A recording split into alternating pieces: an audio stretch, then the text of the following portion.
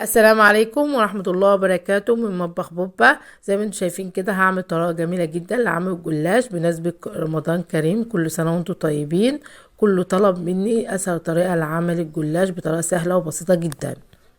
جبت بقى طريقة جميلة جدا بأسهل طريقة لعمل الجلاش. هنجيب لفة الجلاش زي ما انتم شايفين كده ونفردها، وهناخد منها 6 ورقات، 6 بالظبط، عشان نعمل منها كل 6 ورقات هنعمل منها جلاش.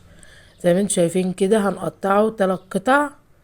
طبعا اختي هي اللي قايله لي على الطريقه ديت. بجد طريقه سهله جدا ومبتاخدش وقت خالص في التوضيب او في اللف. زي ما انتم شايفين كده كل آه، قطعه احنا قطعناها هنعمل منها كم مثلث بطريقه سهله جدا ومبتاخدش وقت. المثلث سهل جدا.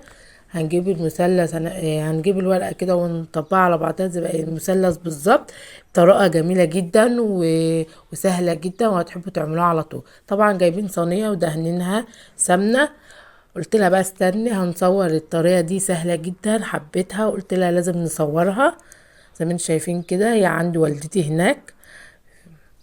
شايفين طريقة سهلة وبسيطة جدا وحبيتها قوي، وطبعا ما بتاخدش وقت خالص ولا بتزهق خالص، بطريقة سهلة وجميلة جدا.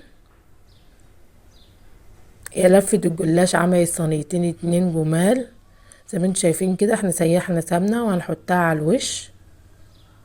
طبعا حسب ما انتوا هتحبوه، بس اهم حاجة نغرقه سمنة وبعدين نصفيه. بعد ما نغرقه كده نصفيه عشان يبقى شرب السمنة كلها، يطلع مورق وجميل جدا وناشف، وطريقة تسويته سهلة جدا. طبعا تسويته سهلة جدا. نحطه في نقيد الفرن ونسيبه يسخن شوية وبعدين نوطي الفرن لحد ما يستوي والسمنة تشقشق معانا كده، وبعدين نعليه ياخد اللون اللي انتوا هتحبوه. طبعا طريقة الشربات انا قايلها في جلاش قبل كده، في شوفوا القناة تحت.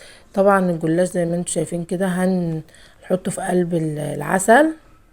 بجد مقرمش وكان جميل جدا، ويعني ورق كده في بعضه مش معجن ولا اي حاجة.